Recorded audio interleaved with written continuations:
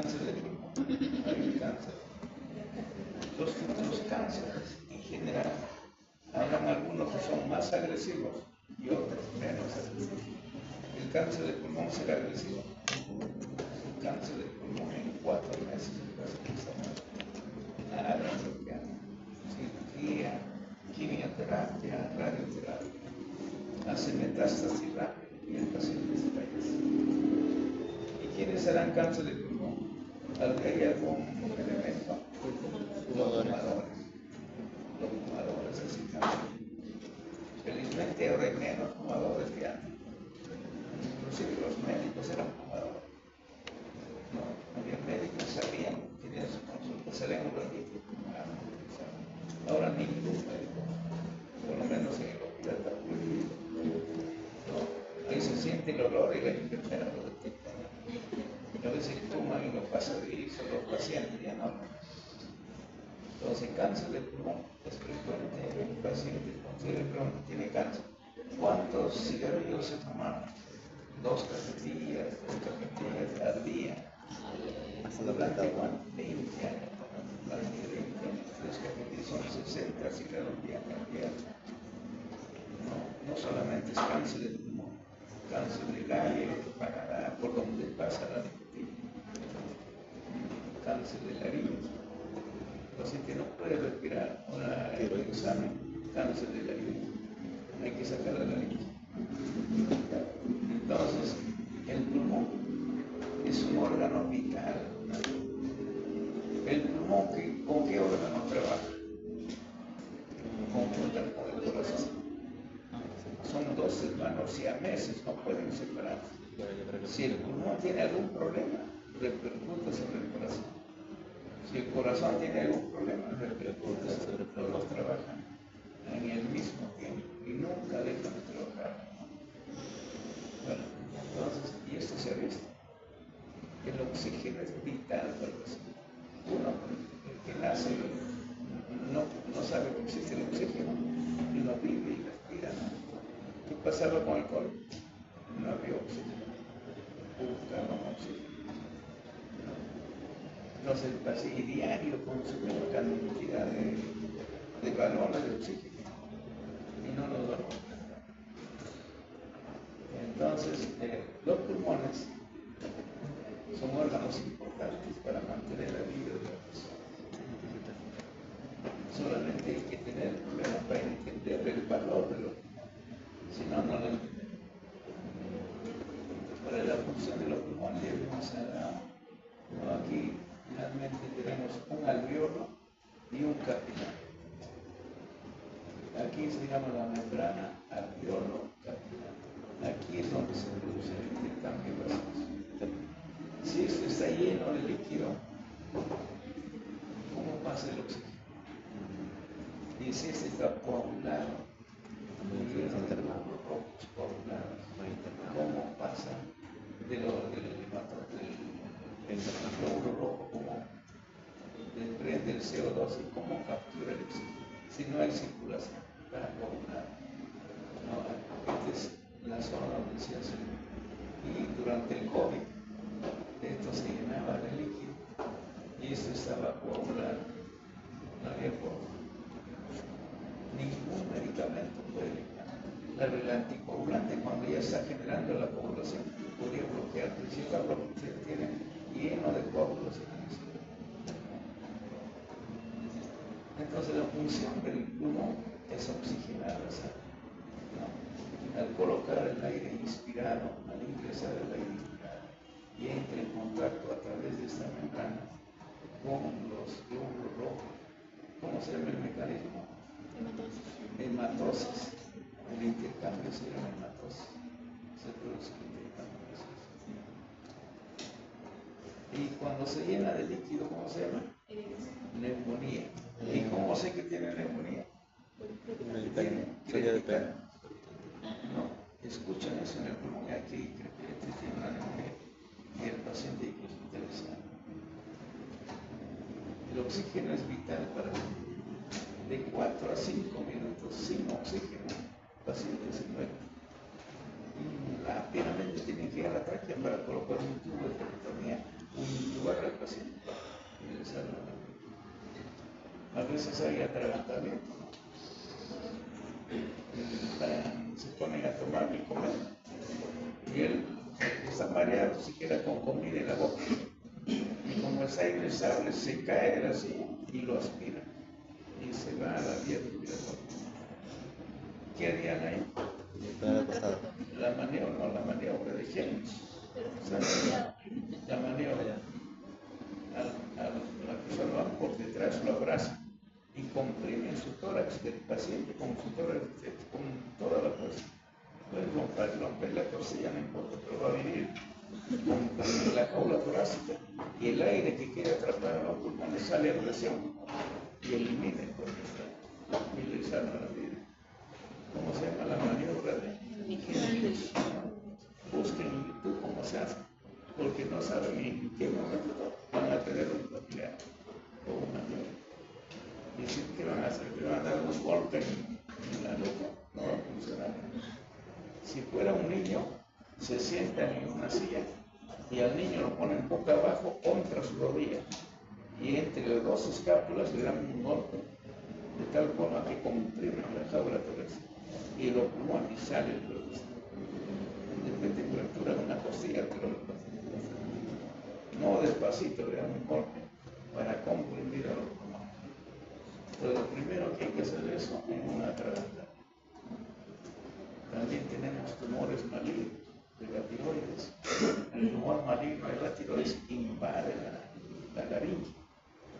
Al invadir la laringe, la vía respiratoria cada vez se hace más pequeña. Hay que hacer una traqueotomía. Pues la traqueotomía y el atragantamiento también, pero no tenemos tiempo. ¿Dónde buscamos algo filudo? ¿Dónde buscamos un tubo para colocar el tiempo? Mejor la maniobra inmediatamente. Entonces los pacientes fallecen por compromiso de los alveolos. Es el lugar de cápsula de la neumonía producido por el virus, ¿no? COVID. No era un ataque directo a la fiebre, era una reacción exagerada del organismo contra este virus, ¿no? Alguien es alérgico a los mariscos, hay personas que son alérgicas. Comen, le dicen, no hay marisco en la sopa, sí, no hay, pero le han hecho me ingieren y empiezan primero a se llama urticaria, escozor en el cuerpo, se empieza a hinchar la cara, ¿no? Y puede haber un edema de la glotis, se cierra la glotis, se muere el paciente.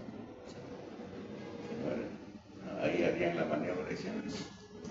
No, porque si es edema, la maniobra es contra el cuerpo extraño. ¿Qué harían ahí? Traqueotomía inmediatamente y le salvan la vida al paciente. Entonces los pulmones, ¿no? Cuando no han sido contaminados por el medio ambiente o por el signo, son pulmones pesados, ¿no? Tienen un color brilloso, ¿no? Son blandos como una esponja, ¿no?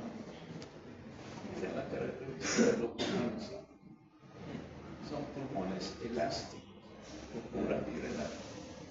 Son pulmones, lo tienen en la mano, es como una esponja, son ligeros, lo aplastan, son blancos, ¿no? Y son esponjosos. Ustedes cortan el pulmón y comprimen, sale líquido, como una esponja que está llena de agua, ¿no? Entonces tienen estas características. Aquí tenemos un pulmón colapsado, ¿no? Porque era para sacar un quiste pulmonar. Entonces el anestesiólogo que intuba al paciente y luego el cirujano de tórax le dice, solo dirige el tubo hacia el bronquio izquierdo, hacia el pulmón izquierdo. Yo voy a operar la cavidad torácica derecha, quiero tener el pulmón colapsado. Entonces cuando ventilan un solo pulmón, por ahí va el respiro, y el otro se colapsa, y el cirujano entra por los espacios intercostales, haciendo cirugía endoscópica. Entra varios trocas donde va la tijera, la pinza, la cámara, la luz y el pienso tiene todo un espacio de quiste y haciendo cirugía endoscópica retira el quiste por el espacio, abre bien el espacio, pues sale y luego lo sutura. Terminado eso, al anestesiólogo dice, el tubo que estaba hacia el bronquio principal izquierdo, dice, jálalo y colócalo en la tráquea. Y de la tráquea había los dos bronquios y empieza a insuflarlo. Se expande el pulmón y el paciente respira. Ahora, durante la cirugía, el paciente puede respirar con pulmón. Sí, respira, si el pulmón está sano. ¿Y qué pasa si está lleno de cadáveres? Ahí hay un riesgo, ¿no? Entonces le pide al paciente riesgo neumológico. Y previamente lo ve el neumólogo y le da pase para operar. Toda vez que si no, el paciente se muere. Entonces se llama riesgo, aparte del riesgo cardiológico, hay un riesgo neumológico. Y ahora hay otro riesgo por edad. El paciente de 90 años va a geriatría y el geriatra dice, no, ese paciente no puede curarse. Entonces, de acuerdo a la edad, ya hay un riesgo. Entonces aquí tenemos el pulmón del lado derecho. Aquí se ha retirado toda la jaula torácica y estamos viendo la cara anterior del pulmón. Entonces, visto por delante, el pulmón aquí está protegido de una hoja serosa, se llama la pleura visceral. Pleura visceral. Aparte, existe otra membrana que se llama la pleura parietal. Por fuera está la pleura parietal y cubriendo al pulmón está la pleura visceral. Entre la pleura parietal y la pleura visceral hay un espacio, se llama el espacio pleural. Pero no es un espacio real como vemos aquí. Este es el cadáver. Aquí vemos que hay un espacio, pero en el paciente, en el paciente no existe el espacio. La pleura visceral está adosada a la pleura parietal. Y quien lo junta es un líquido, se llama el líquido pleural. Es una película de líquido que está uniendo la pleura visceral con la pleura parietal. Y les comentaba, si tenemos dos vidrios unidos por unas gotas de líquido, a los vidrios no los podemos separar frontalmente, los podemos deslizar y los separamos, pero no. Entonces aquí es el mismo mecanismo, ¿no? Permite que esta pleura esté unida, la visceral esté unida a la parietal. Entonces cuando las costillas se expanden, ¿no?, van a arrastrar al pulmón a que se insufle, como si fuera un elástico local. Entonces, cada vez la presión dentro del pulmón se va haciendo negativa. ¿Por qué? Porque se está expandiendo la jaula. Y por diferencia de presión, el aire atmosférico ingresa por la tráquea hacia la vía respiratoria y se expande. Y luego, como este pulmón es elástico, es como si hubieran estirado un elástico, cuando deja de actuar los músculos de la inspiración y el diafragma, el pulmón, como ha sido estirado, va a recuperar su poder. Y en ese momento elimina el aire. Entonces todo el tiempo pasa lo mismo. Entonces, en esta vista anterior, el pulmón tiene un lóbulo superior y el lóbulo medio. Aquí no vemos el lóbulo inferior. Entonces, cuando examinamos al paciente por delante, ¿qué lóbulos estamos examinando? El lóbulo superior y el lóbulo medio.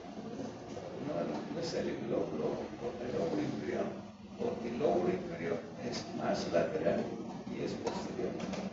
Entonces, tengo que examinar al paciente por la cara anterior y por la cara posterior. Existe una pleura, ¿no?, la pleura parietal postral aquí. Esa pleura parietal regresa cubriendo al diafragma. Esa misma pleura, cuando cubre al diafragma, se llama pleura parietal diafragmática. Y cuando empieza a recubrir, deja de recubrir al diafragma y recubre al corazón, que tiene su saco, se llama saco pericardio. Cuando esa pleura cubre al pericardio, se llama pleura diafragmática, pleura mediastínica. Y esa pleura mediastínica termina con otro nombre hacia la parte superior. Aquí se llama pleura parietal cervical, porque se va a dirigir a la base del cuello. Entonces la pleura parietal se divide en pleura parietal costal, pleura parietal diafragmática, pleura mediastínica y pleura cervical. Esa misma hoja parietal cambia de nombre cuando recubre al pulmón. Y cuando recubre el pulmón se llama pleura visceral. Entonces hay dos componentes, pero es una misma membrana que va cambiando de nombre a medida que va recubriendo su pleura. Entonces aquí se retiró la parrilla costal, se dejaba el esternón. Al levantar toda la parrilla costal, nos quedamos aquí con la pleura visceral, está cubriendo al pulmón. Y paralelo al esternón, tenemos aquí la arteria mamaria interna con la vena mamaria interna, a uno y otro lado del esternón. Estos son ramas de la subclavia, de la arteria subclavia, la arteria.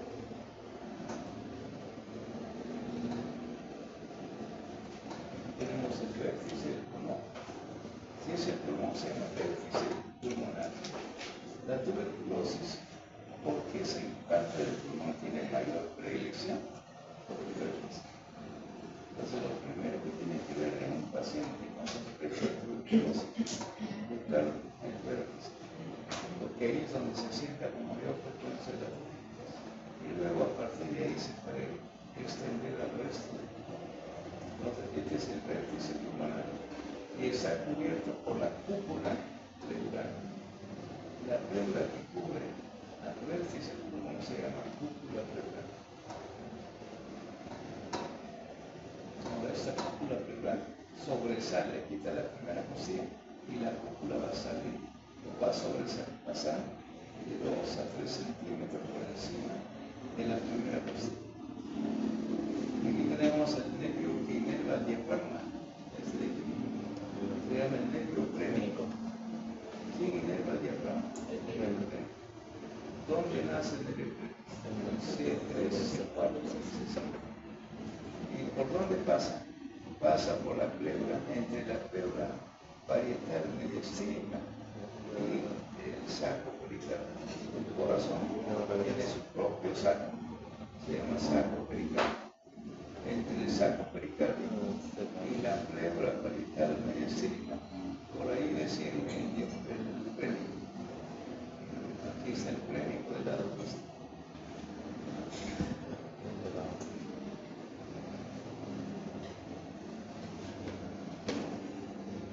¿Qué partes tiene el pulmón? El pulmón tiene un vértice y tiene una base, ¿no? Ambos pulmones. La base del lado derecho se relaciona con el diafragma, con la cúpula diafragmática del lado derecho y el del lado izquierdo con la cúpula diafragmática del lado derecho.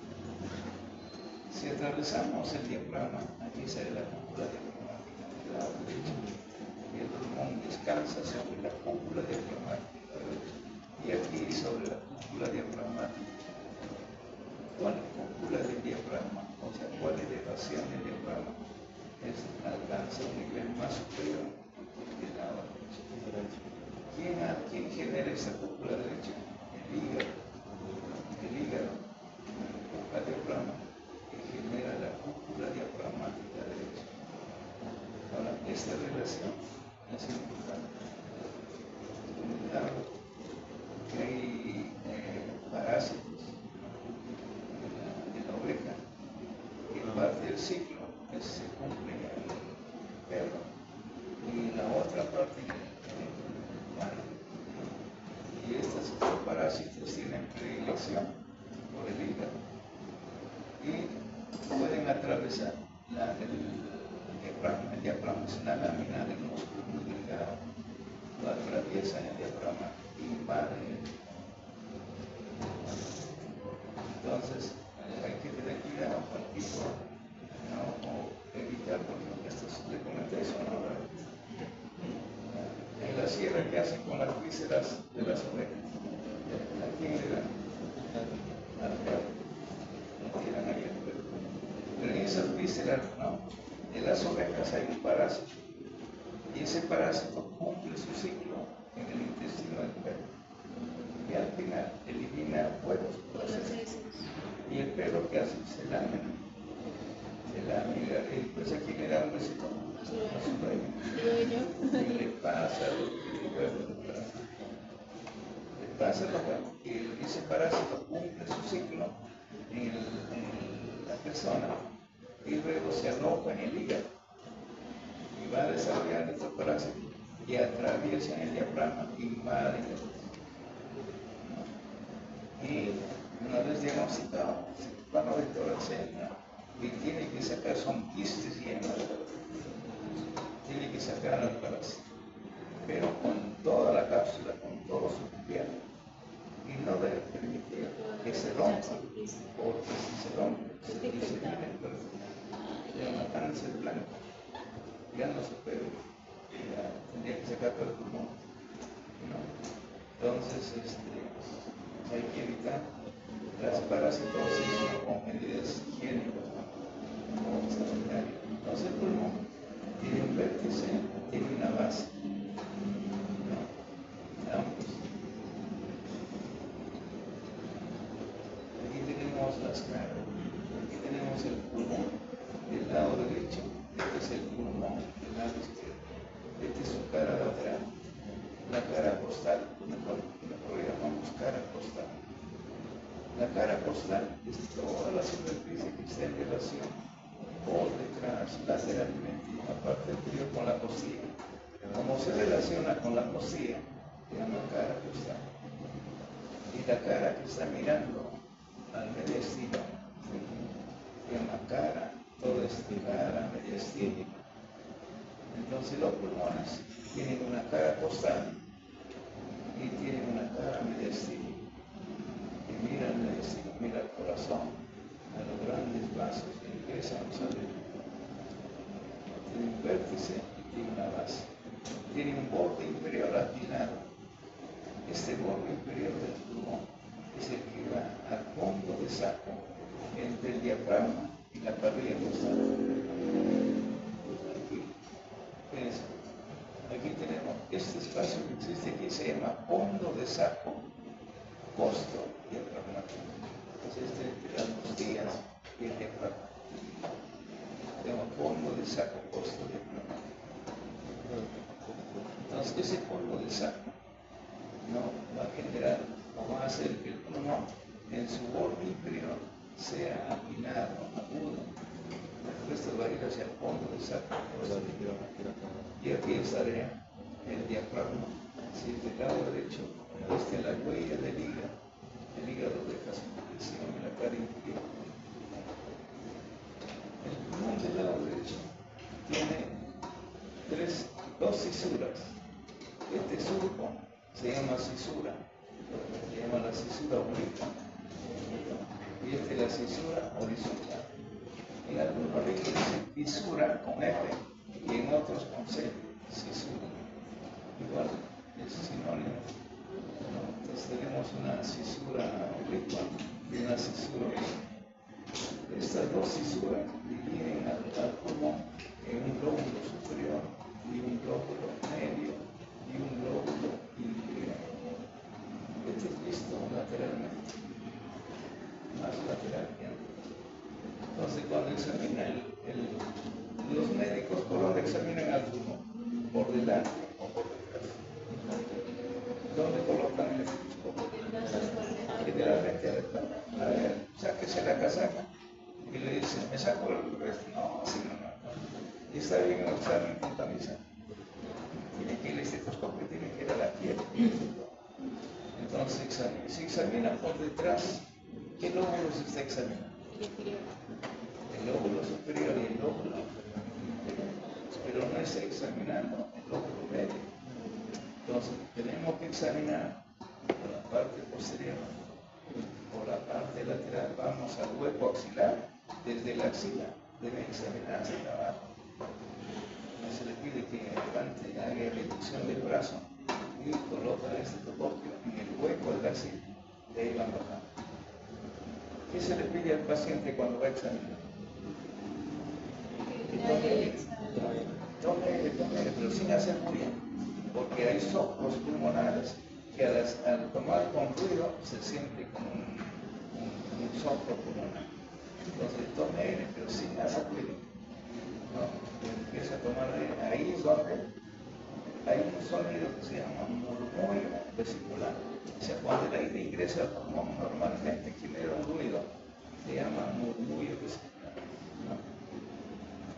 Pero dentro de eso puede haber un crepito, y ahí es un murmullo. O sea, de fondo se llama murmullo vesicular. ¿No? Tendría que comprarse de todo para ver las partes, para examinar. ¿No? Cuando ya entran al hospital, o ven por ahí un familiar que tiene un asma, que escuchan los ruidos en el asma, no se llega a neumonía, entonces debe examinar por detrás, por la espalda, se debe examinar lateralmente y también por delante. Examinaremos por encima de la clavícula, ¿no?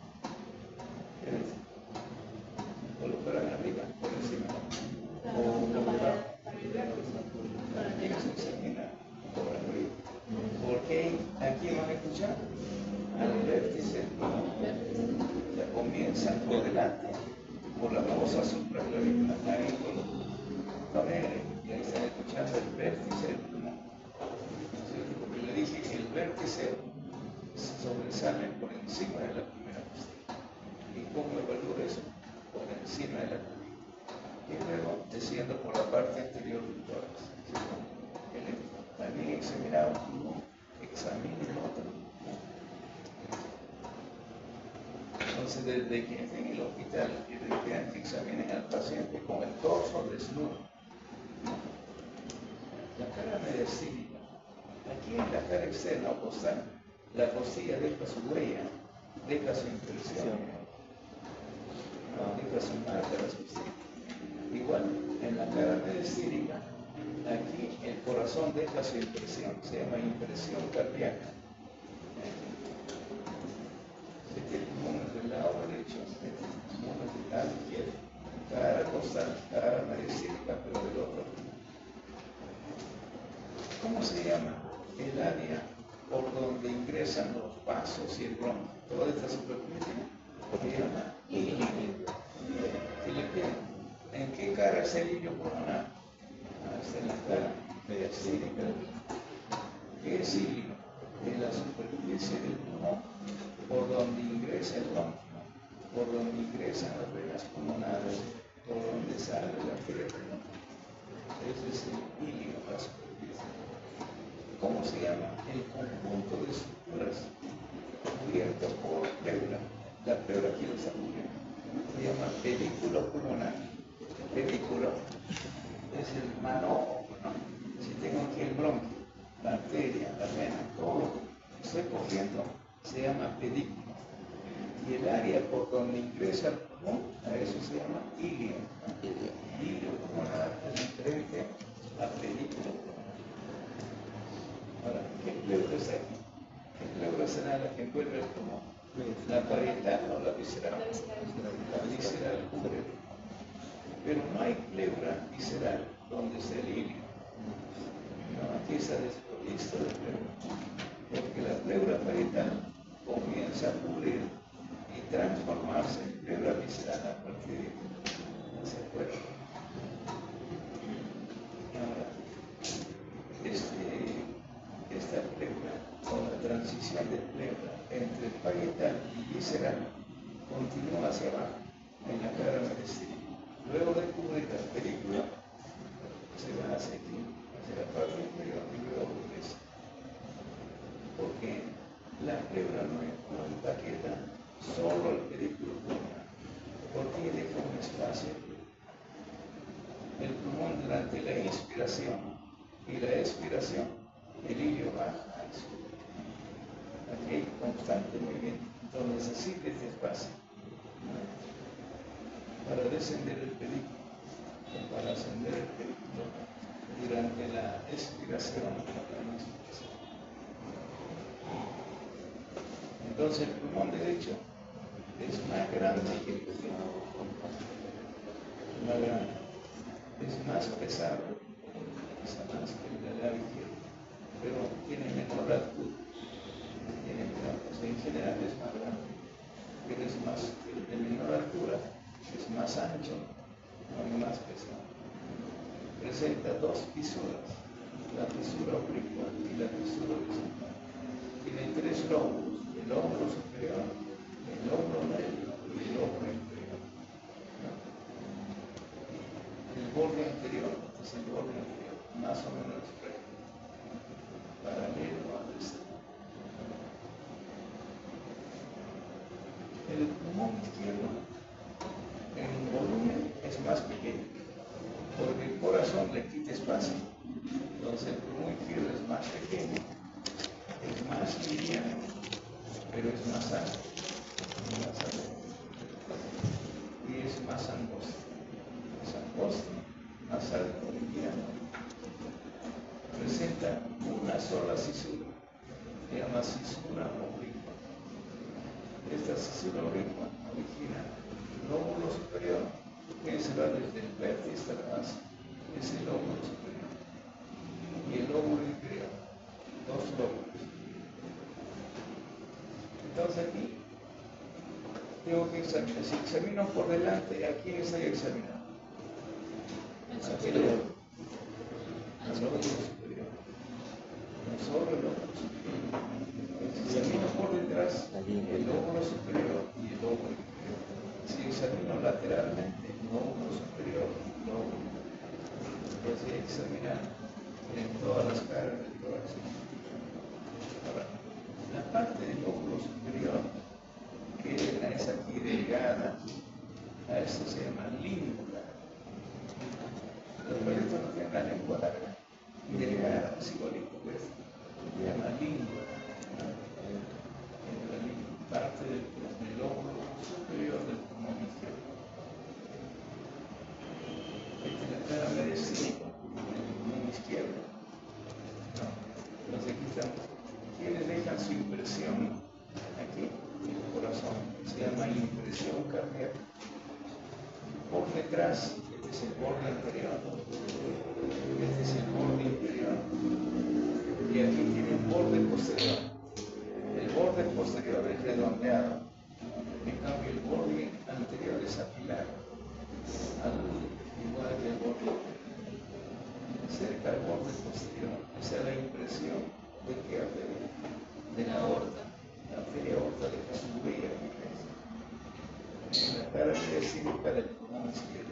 Aquí el callado de la aorta, también de Jesús. Todo este es el pedículo pulmonar. Y el área por donde ingresa es el ilio pulmonar.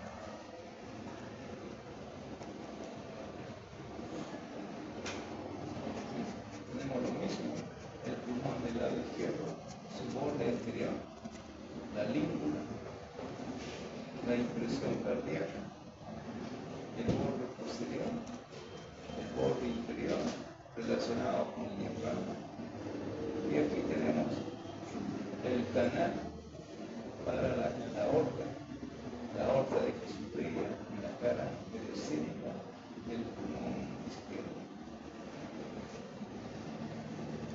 Es un dibujo de lóbulo superior, lóbulo medio, tres lóbulos el pulmón derecho, dos lóbulos el pulmón derecho, lóbulo superior y lóbulo inferior. Esto es la cara de la cisura o fisura horizontal y la orilla. Aquí solo existe la fisura de la impresión cardíaca, pero a esta curvatura le llamamos fisura cardíaca. Ve que la fosa cardíaca, la impresión cardíaca como superficie. En una vista lateral. Aquí tenemos la fisura fisura horizontal en la oreja. Ahora vamos a encontrar variantes en los pulmones. Algunos tienen más fisura como variante anatómica, o algunos tienen fisuras incompletas. El oblicuo de repente llega hasta ahí y luego ya no, o puede faltar una de las fisuras, las variantes anatómicas. Entonces, es el vértice del pulmón, la base del pulmón, el borde anterior es casi recto. En cambio aquí tiene una incisura cardíaca.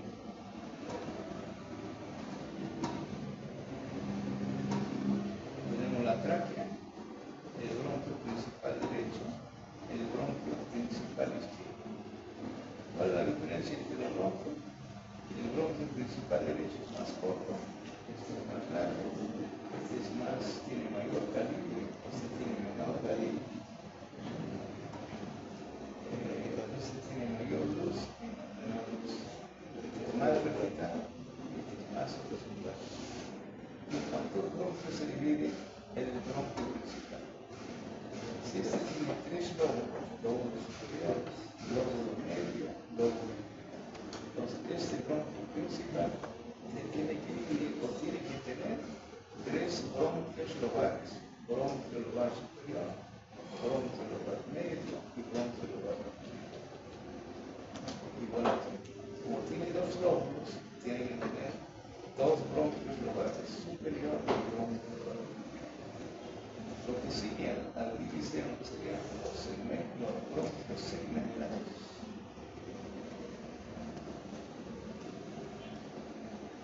Entonces, si comenzamos en la tráquea se divide en bronquio principal derecho, bronquio principal.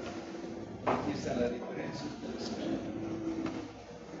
El bronquio principal derecho, que tenemos tiene tres bronquios lobares: superior, medio y inferior. El izquierdo, bronquio lobar superior y bronquio lobar inferior. Y luego, de los bronquios lobares, primero son bronquios principales, luego bronquios lobares, y de los bronquios lobares vienen los bronquios segmentarios. Y finalmente, se llaman segmentos broncopulmonares. Aquí, si me ponen el alfiler aquí, ¿qué dirían? ¿Qué bronquios? Principal. Bronquio principal izquierdo. Y aquí, bronquio principal derecho. Y si la alfiler estuviera aquí, es bronquio lobar inferior. Y esto, bronquio lobar superior.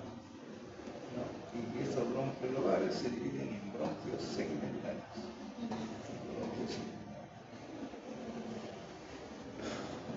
Aquí vamos a ver la segmentación bronquial. Entonces, el bronquio principal, que es el bronquio principal derecho, se va a dividir en un bronquio lobar superior. Pero aquí deberían haber dos bronquios más, ¿cierto? Pero antes existe un bronquio intermedio. Y este bronquio intermedio se divide en un bronquio lobar medio y un bronquio lobar inferior. De nuevo, tráquea, bronquio lobar principal. Y de este bronquio lobar, perdón, de este bronquio principal sale el bronquio lobar superior. Pero aquí debería tener el bronquio lobar medio y el inferior. Pero antes hay un bronquio intermedio, solo en el lado derecho. De este bronquio intermedio sale el bronquio lobar medio y el bronquio lobar inferior. En el lado izquierdo no hay bronquio intermedio. Aquí tenemos el bronquio principal, bronquio lobar superior y bronquio lobar inferior. Solo tiene dos bronquios lobares. Este bronquio lobar superior se divide en bronquios segmentarios. ¿Cuántos bronquios segmentarios? Aquí hay tres. El bronquio segmentario, esto se llama ápico posterior. Ápico posterior. Este es el anterior. Y luego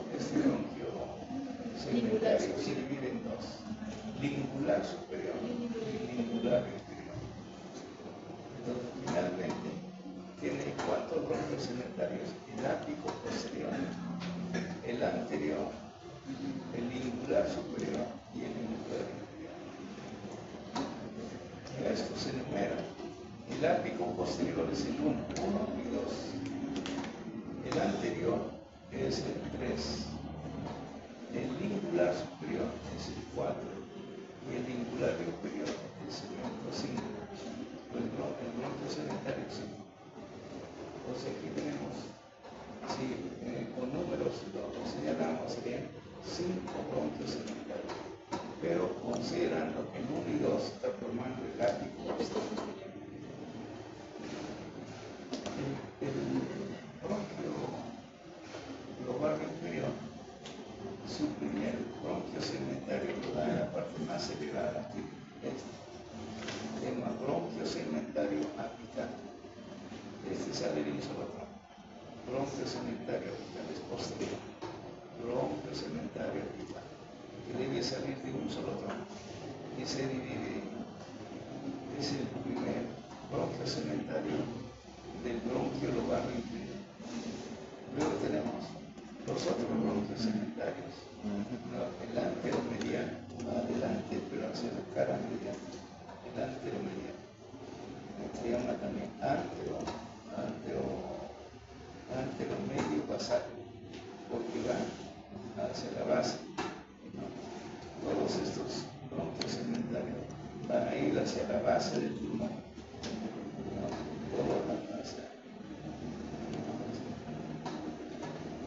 Todos esos bronquios, con su parénquima, rodeado del parénquima pulmonar, se van a dirigir hacia la base.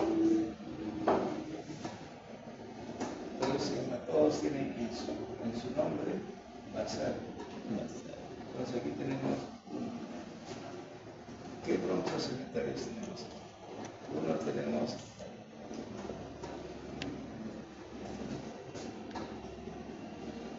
anteromedio basal.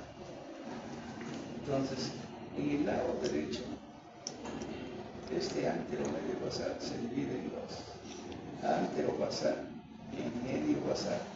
Pero en el lado izquierdo se han juntado los dos, por eso se llama anteromedio basal. ¿Qué otro bronquio segmentario tenemos?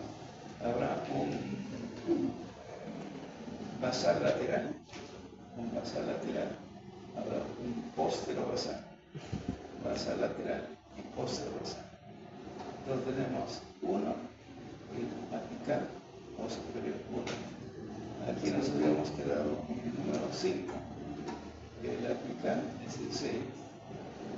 Luego tenemos el anteromedio basal, es el 7 y el 8. Luego tenemos el látero basal. El látero basal es el 9 y el póstero basal es el 10. Todos estos tienen un componente que va hacia la base, por eso todos terminan en basal. Entonces, resumiendo, ¿cuáles son los bronquios segmentarios? Del bronquio lobar tenemos el ápico posterior 1 y 2, el anterior el 3, el lingular superior el 4, el lingular inferior el 5. Ese es del bronquio lobar superior.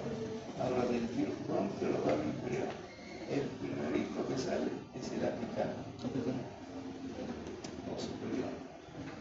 Luego tenemos dos bronquios segmentarios se unen, el antero basal con el medio basal, y se llama anteromedio basal. Este es el 6, el 7 y el 8.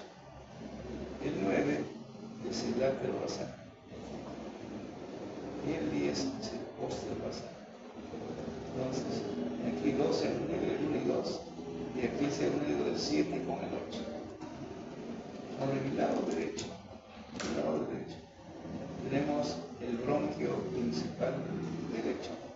De ahí sale directamente el bronquio lobar superior. Este bronquio lobar superior tiene tres bronquios segmentarios.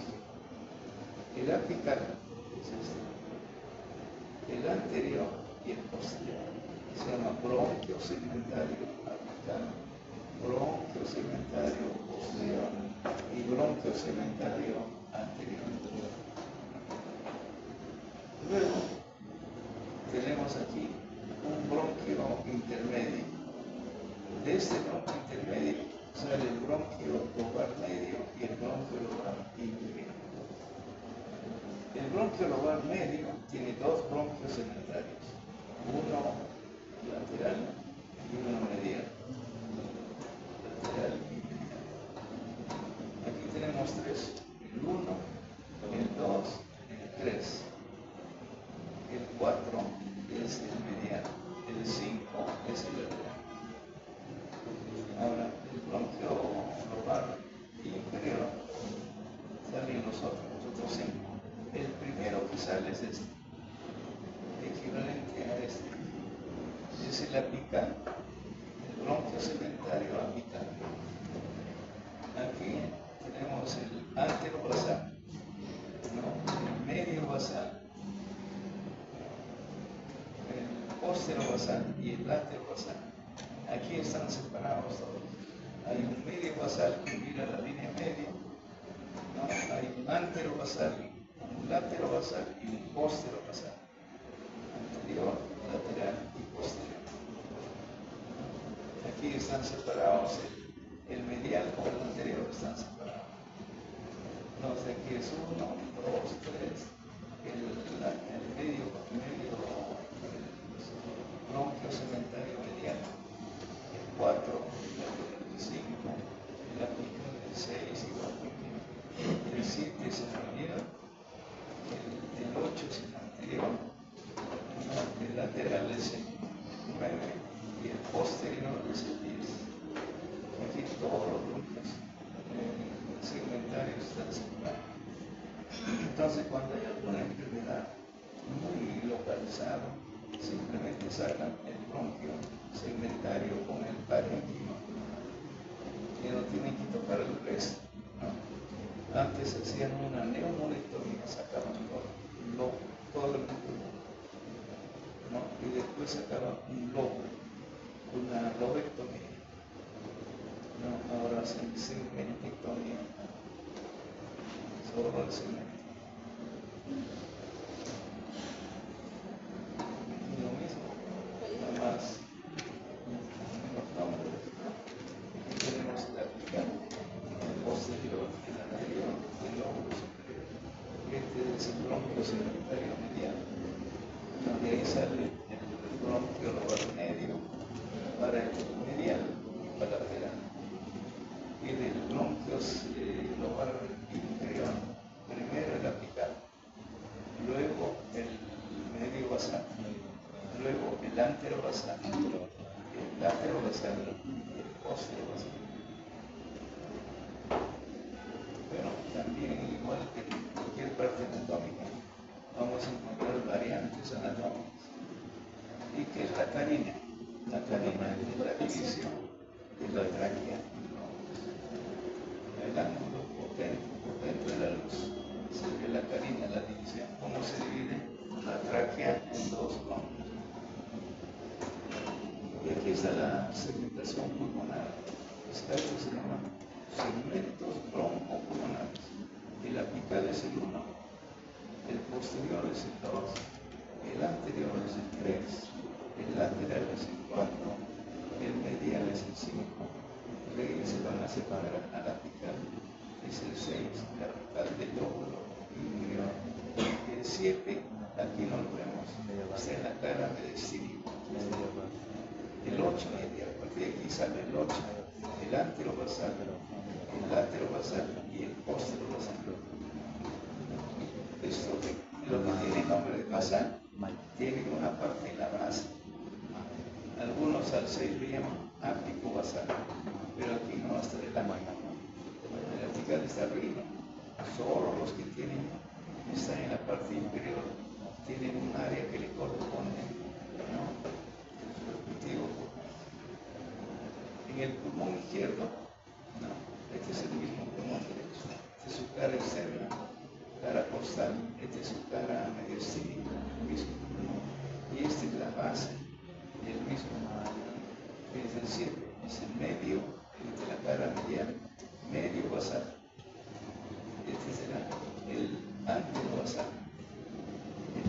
basal y el póster basal. Estamos viendo solo la base, visto por abajo, no mirando por abajo. El 7 siempre va a estar en la cara medial, pero sea medio basal. Aquí no lo vemos. Para que nos interese. Cuando ustedes lean en su internado un informe del radiólogo, el radiólogo los mismos elementos lo transfieren al pulmón, a la imagen. Dice tumor, el segmento 6 del pulmón izquierdo. Esto se va. Y aquí en el plano dice, el africano simplemente menciona los números o un tumor en el segmento 5 del pulmón izquierdo. Sabemos que el 5 es el lingular que tiene forma de lengua.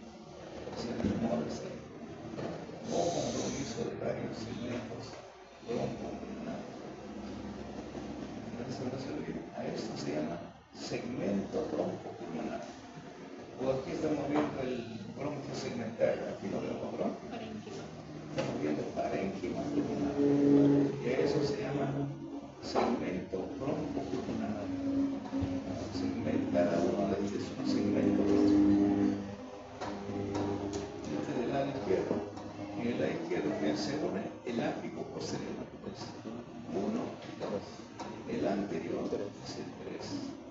El lingular superior es el 4. El lingular inferior es el 5. El apical es el 6. Y aquí se une el anteromedio basal. Este se une con el mediano. Anteromedio basal es el 7 con el 8. Luego viene el látero basal y hacia afuera.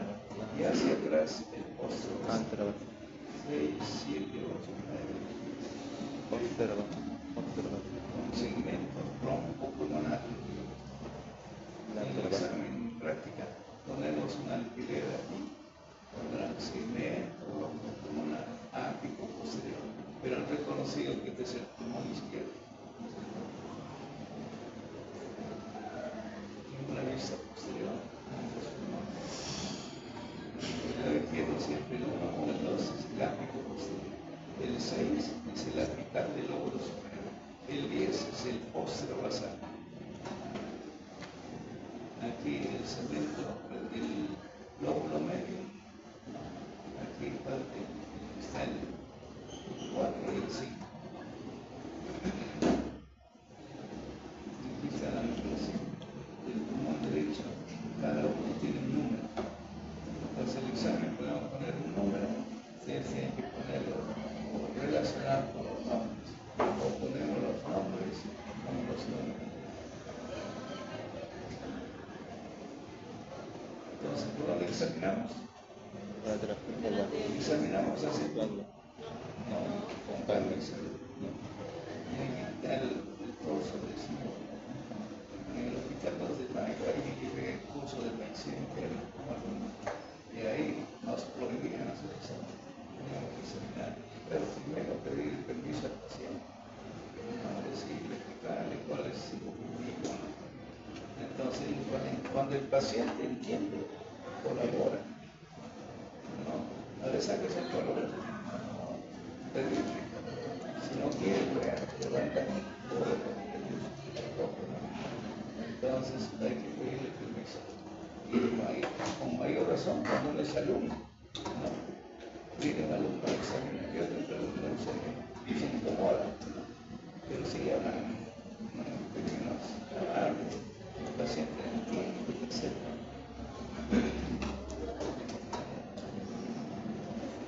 De la impresión. En el pulmón derecho, ¿qué impresiones tenemos? También el corazón deja su huella, pero en menor profundidad. Aquí tenemos la cava superior, la impresión de la vena cava superior, la impresión de la vena ácidos. La vena ácidos también tiene una curvatura, se llama arco de la vena ácidos.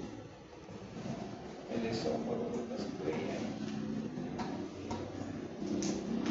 y la vena cava inferior. En el pulmón derecho, la mayor área es ocupada por la presión cardíaca, el callado de la aorta torácica. Aquí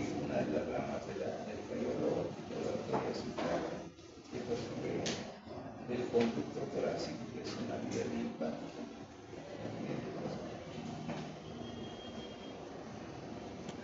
Estos son los pedículos. Pedículo pulmonar del lado derecho, pedículo pulmonar del lado izquierdo. En el lado izquierdo, primero está la vena. Detrás de la vena está el bronquio y encima está la arteria.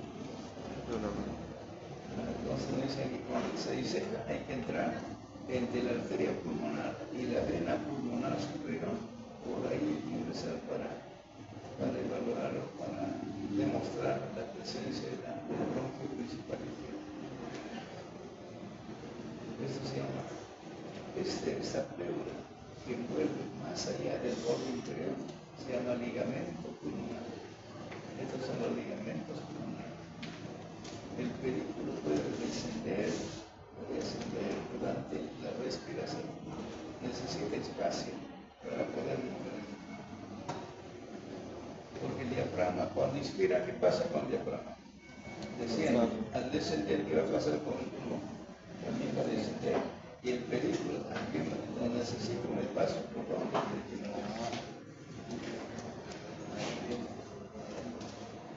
en las arterias bronquiales, hay dos arterias bronquiales izquierdas, la superior y hay una sola arteria bronquial derecha. Las dos superiores nacen directamente de la boca y la inferior generalmente nace de la tercera intercostal posterior derecha. Ahora, cuando colocamos un tubo, así como se ven los anillos traqueales por dentro, aquí hay anillo y aquí hay músculo. El anillo no es completo, son cartílagos en forma de C. Aquí está libre. Cuando el paciente viene con problemas respiratorios, tenemos que hacer, se llama nasofiloscopia. Entramos por la nariz con un tubo y vamos mirando el monitor y vamos explorando si la vía respiratoria está libre. Puede haber un tumor aquí dentro de la tráquea que le impide respirar. Si vemos al fondo, aquí hay un tabique. A eso se llama la carina. La carina está separando el bronquio principal derecho, el bronquio principal izquierdo. Eso como es por dentro. Igual aquí, bronquio principal derecho, bronquio principal izquierdo. Entonces los cuerpos extraños van directamente de la tráquea al bronquio principal por la gravedad. Porque eso está en otra dirección. Ahora, cuando el paciente tiene problemas respiratorios, los pacientes que son intubados, ¿cuántos días pueden estar con el tubo dentro de la tráquea? Máximo 5 a 10 días. ¿Cuántos días han estado los pacientes con COVID intubado? 35, 45 días intubados. Y al final, ese tubo que entra a la tráquea tiene un globo. Ese globo se fija sobre la mucosa de la tráquea, hace contacto. Y durante 45 días el globo estuvo pegado en la mucosa, genera una inflamación. Sacan el tubo y empieza a crecer tejido fibroso. Y le va cerrando poco. En 2 semanas ya no puede respirar. Salió de alta allí y en 2 semanas se estrechó. Crece una membrana. Entonces colocamos el tubo siliconado. Primero dilatamos esa zona que se estrecha y luego se coloca un tubo pequeñito solo en la zona donde está la estrechez. Y luego se suelta y se adosa la pared. Pero este tubo de silicona no hace presión, solo contacta, pero mantiene la vía respiratoria. Le colocan el stent y el paciente se la ve respirando. Vino con problema respiratorio, pero había tejido fibroso. Se coloca dilatador, se rompe esa membrana y se coloca el stent. El paciente se va tranquilo y respirando. Sigue trabajando, pero cada cierto tiempo hay que cambiar el stent. Porque se infecta, que se hongo, hay secreción. Y si dos estenosis y hacen varias veces lo mismo. Cortamos anillos traqueales, saca 2, 3 anillos y se junta lo que quieren. Se llama anastomosis, resección de anillos y anastomosis de los extremos de la tráquea y termina el problema. El paciente la parte llega tranquilo, ya no hay una reestenosis.